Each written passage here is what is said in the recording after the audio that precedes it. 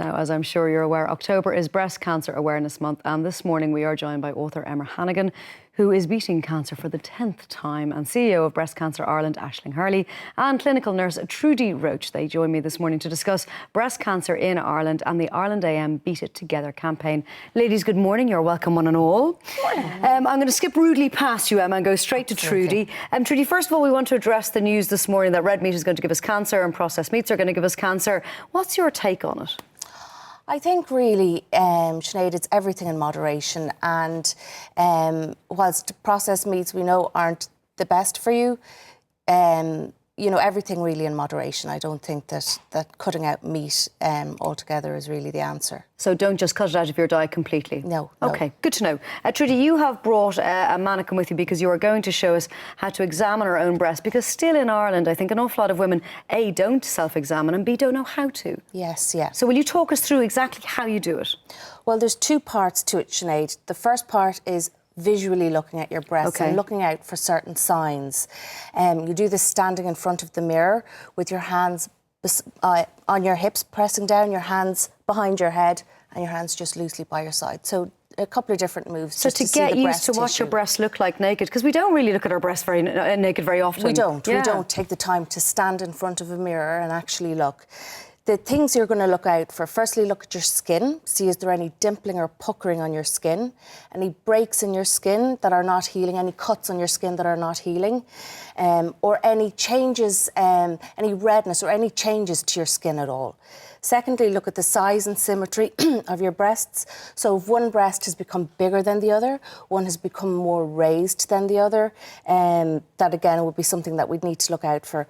And again, your nipples as well. Look for any changes in the nipples, any inversion in your nipples, a newly inverted nipple. Trudi, can I ask, in the normal course of, say, your menstrual cycle or a woman's lifetime, your breasts will change. Changes will occur, won't they?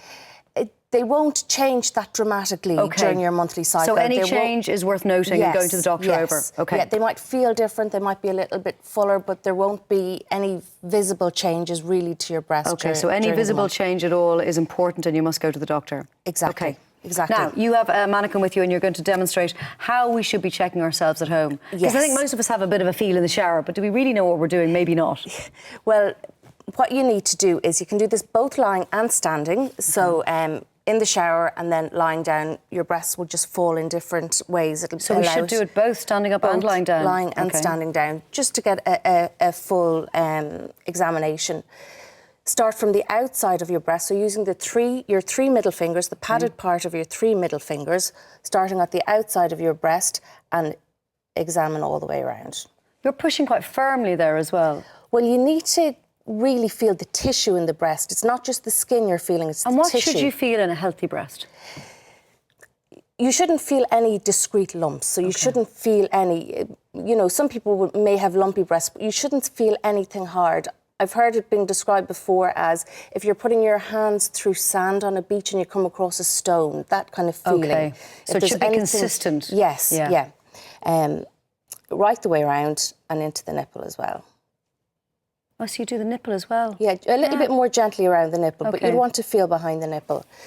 When you're examining your right breast, obviously you use your left arm and put your hand behind your head. It just gives you easier access. And then again, the same on the other side. You'd repeat the same process on the other side as well. And how often should we be doing that? Once a month. Once a month. So if you are still getting your periods, you should do it about 5 or 6 days after your period is ended. It's when your breasts there's the least hormonal activity in your breast. Should you ask your other half to keep their eyes out and just if they see anything? Because they might notice something that you wouldn't notice yourself. Yeah, no harm. Yeah, why not?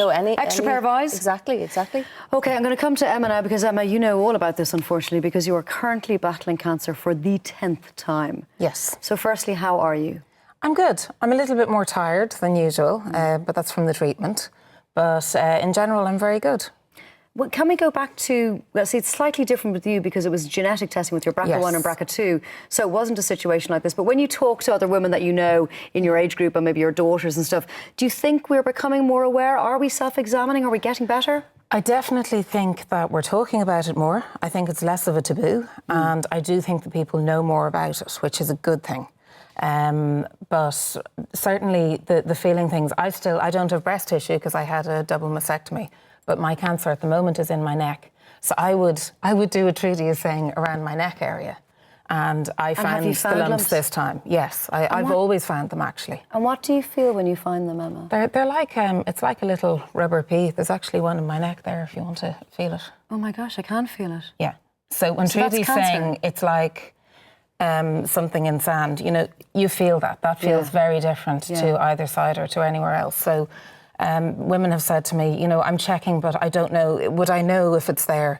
You do actually know. You do know it's there. You're not going to be left in doubt. No, it feels like a foreign thing to your body. So I'm not trying to frighten people. I really am not. And more people are getting better now, which is a good thing. And how much more treatment do you have to face now? I know you're going through chemo at the moment. It'll probably be, it's kind of how long is a piece of string really with me. It's We've not got the pictures same of you actually, because we wanted to talk about you going through chemo, because you say you get asked an awful lot of questions by people and you're very happily answered them, which is great though. You do that. You kind of provide an open information service when it comes to breast cancer. But you often get emails from women saying, God, I'm going in to get chemo tomorrow and I don't actually know what chemo involves. So what actually happens when you're going through chemo? You literally just sit in a chair and it's, as you saw in the photograph there, it's a bag of the chemotherapies in this little bag on a pole, and it comes down a little tube into a little thing in your hand, or I actually have a little port in my chest that you saw in the photograph there. So it's literally just sitting as this drizzles into your vein. And so the actual chemotherapy is a very calm process. It's not scary. You don't feel sick there and then. There's nothing like that. And really the only bad thing is the side effects, and they're different with everybody. But the main thing I would say to anybody having chemotherapy, if you feel sick, tell your care team. There are amazing anti-nausea drugs now. There's no need for people to be violently ill. You will get tired and things like that, but again, a little bit of exercise, last thing you feel like doing. I'm as lazy as sin, as you know, but I'll go for my little walker. You say that, but you're not really. Well, compared to my husband, I am. He does triathlons, but no, I'll go for a little walk or a swim or whatever, and it makes me feel infinitely better. That exercise will help you, even though it's the last thing you feel like you want to do. Absolutely. It's the key factor, I think, to getting through chemotherapy. And just for Emma, just for maybe people who have just been diagnosed or are just in the early stages of going through treatment, I mean, you have been there and beaten it 9 times and about to beat it for the 10th time, and I hope that is your last, because you have earned those stripes. But for people who are really scared and really frightened, what would you say to them? I would say to have hope.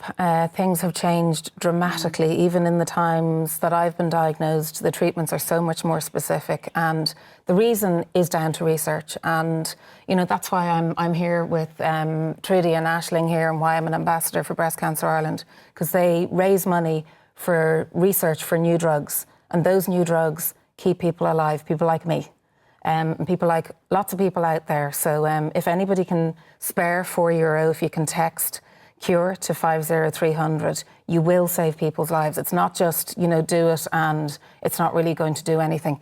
It saved my life. So if anybody can spare €4, I would really appreciate it. And Aisling, well said, Emma. Aisling, that is the point of this campaign. So just to outline the campaign for us, and I suppose reiterate Emma's point, which is that research in Ireland is saving women's lives. I think 1 in 10 Irish women will be affected by breast cancer. 2,400 women will be diagnosed this year.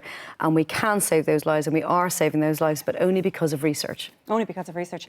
And I suppose what Breast Cancer Ireland is all about is our vision is we want to transform breast cancer from often being a fatal disease. We do have 650 deaths annually, to being a long-term treatable illness. So it's a bit like the cholesterol, you know, you take a Lipitor and you will be fine. Likewise, we want to get to this point in breast cancer. We don't want to have people having to have surgery anymore. So I suppose this campaign, it's all about beating it together. It's about having friends, you know, showing your support, raising awareness. It's like the app, you know, our free app, which is Breast Aware. Download it today. It sends a discreet monthly reminder to your phone and a step-by-step video guide on how to perform a breast examination.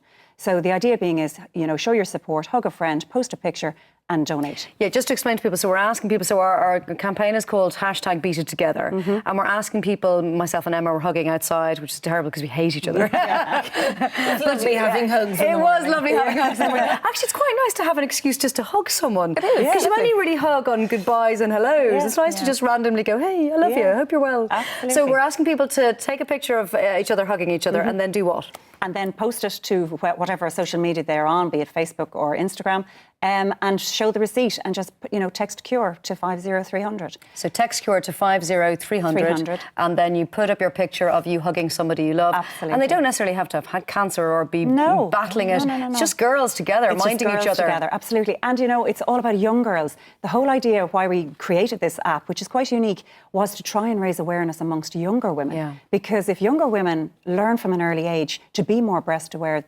then if they detect something, they'll catch it a lot earlier, and the outcome will be so much more positive. And the news when it comes to research, Aisling, is really positive. We are beating breast cancer. We are, certainly. Yeah. Now, there are a gazillion permutations of breast cancer. So I often say, will we get a cure? I don't know necessarily in my lifetime, but what we will do is we will stop fatalities, and that's the most important thing.